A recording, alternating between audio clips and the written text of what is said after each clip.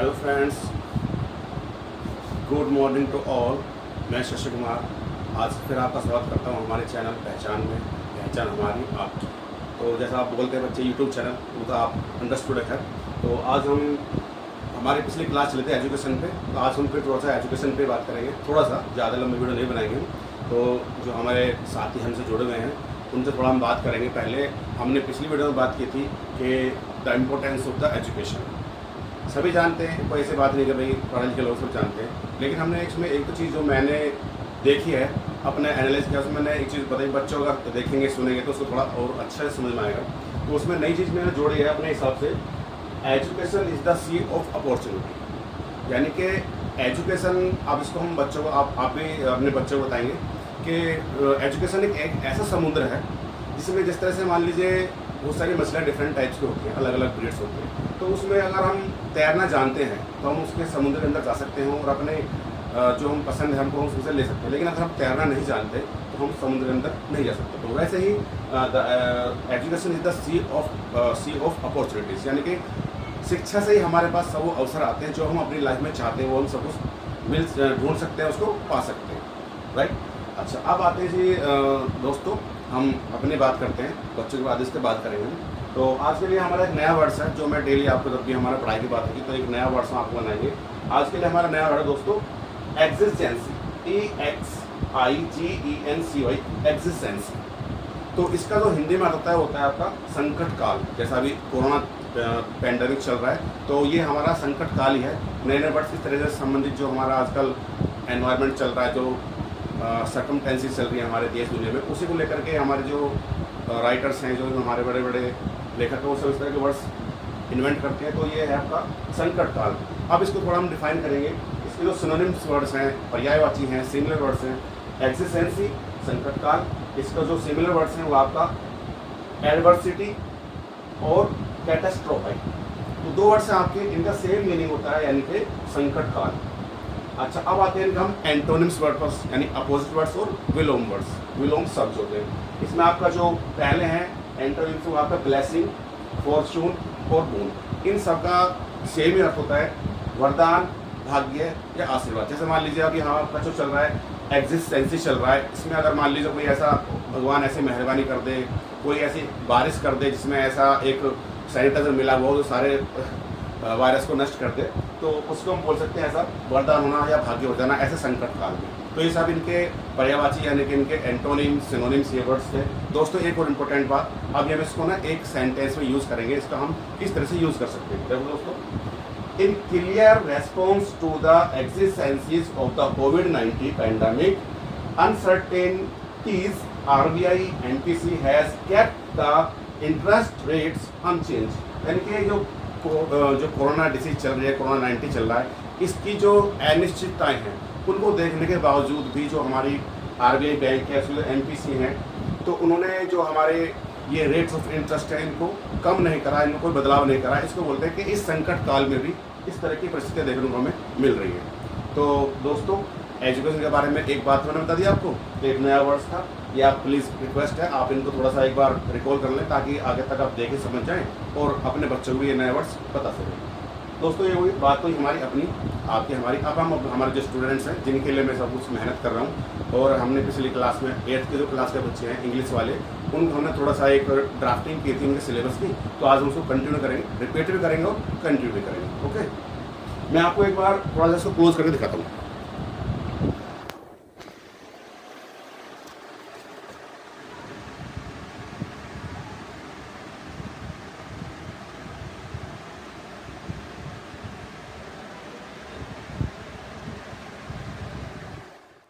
तो dear students, अब हम बात करेंगे अपने स्टूडेंट्स से जो 8th क्लास में पढ़ रहे हैं इंग्लिश सब्जेक्ट वाले।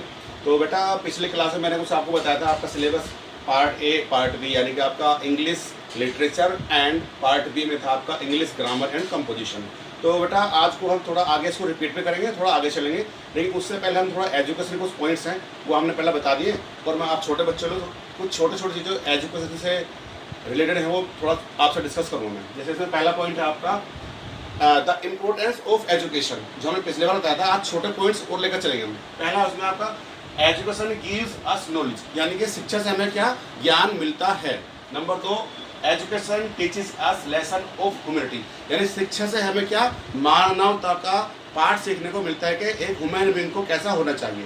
Number next, education comprise good thoughts in human being, यानी कि शिक्षा ग्रहण करने के बाद मनुष्य के जीवन में मन में अच्छे अच्छे विचार आते हैं, नेगेटिव थिंकिंग नहीं आती है। Number next, education tells man how to think, यानी कि मनुष्य को सोचने समझने की शक्ति आती है।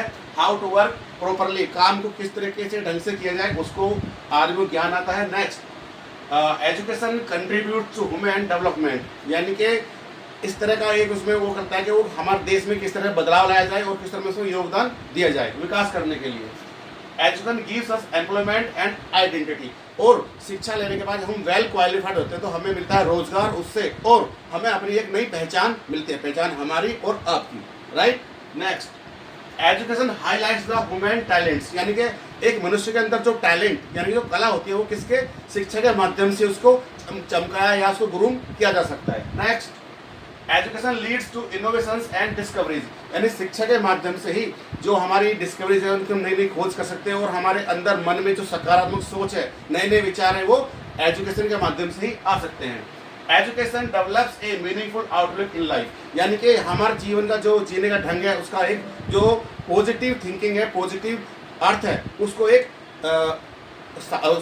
ढांचे में वो ढालता है। अच्छा बेटा, अब हम आते हैं अपने जो हमारा आपका 8th क्लास का सिलेबस है इंग्लिश का, उस पर आते हैं हम। देखो बेटा, मैंने पिछली बार आपको बताया था, एक बात दोबारा बोल रहा हूँ मैं, जो अभी हमने 5 मिनट पहले डिस्कस किया था। Education is the sea of opportunity, यानी कि समुद्र में वो हमारे अवसर हैं शिक्षा के माध्यम से जो हम चाहते हैं वो हम कर सकते हैं। अच्छा, आपका जो सिलेबस है वो है आपका part A English literature and part B English grammar and composition. Literature means साहित्य, मैंने आपको पहले बताया था, दोबारा आज मैं रिपीट कर रहा हूँ बेटा इसको। और कंपोजिशन मतलब रचनाएं, व्याकरण और रचनाएं। पार्ट ए में आपका आपकी दोनों बुक्स आती हैं, दोनों बुक्स, यानी कि आपकी कौन सी बुक्स है दोनों। पहली वाली बुक है आपकी द हनी ड्यू, और हनी ड्यू का मतलब क्या होता है, खरबूजा, राइट। और दूसरी बुक है आपकी इट सो हैपन, यानी कि ऐसा हुआ। हम दूसरी बुक को इसलिए भी बोलते हैं सप्लीमेंट्री रीडर बुक्स, क्योंकि ये इसकी पूरक है, या ये दोनों बुक्स आपस में संपूरक हैं। ठीक, जिस तरह से पैंट और शर्ट होता है ना, आदमी पैंट और शर्ट एक साथ पहनता है, तो वैसे ये दोनों ही बुक्स एक साथ चलती हैं। इसमें नेक्स्ट चीज है बेटा आपका कंपोजिशन, वो रचनाएं हैं जो हमारे हिंदी के राइटर्स, अभी इंग्लिश वाली बात आएगी तो आगे चलेंगे, जहाँ हिंदी के लेखक हैं वो आपको पता है अच्छी अच्छी रचनाएं लिखते हैं, तो वो रचनाएं ही होती हैं आपकी कंपोजिशन। नेक्स्ट थिंग इसमें आपका ग्रामर। ग्रामर में आपका क्या क्या आएगा 8th क्लास में बेटा, थोड़ा 8th क्लास में बेस बनता है, उसमें टेंसेस है आपका, एक्टिव एंड पैसिव वॉइस होते हैं, और आपके क्लोजेस होती हैं, वर्ब होती हैं, और आपका कंजक्शन, यानी जिस तरह की क्रियाएं हैं, क्लोज हैं, एक्टिव पैसिव हैं, उसके बाद ये एटसेट्रा इत्यादि आपके ग्रामर टॉपिक्स आएंगे, आपको स्टेप बाय स्टेप में कराऊंगा आपको अगली क्लास में। अच्छा, आपकी 2 बुक्स मैंने बता दी हैं।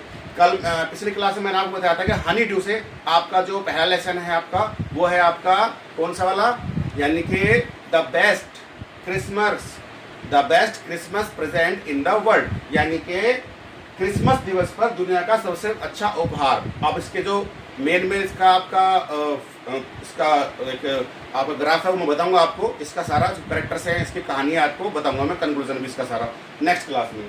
और दूसरा इसका मैंने आपको बताई थी poem the ant and the creed, यानी कि एक चींटी और एक कॉकरोच की कहानी, वो पोयम है आपकी, ये वाली कहानी है और ये वाली पोयम है।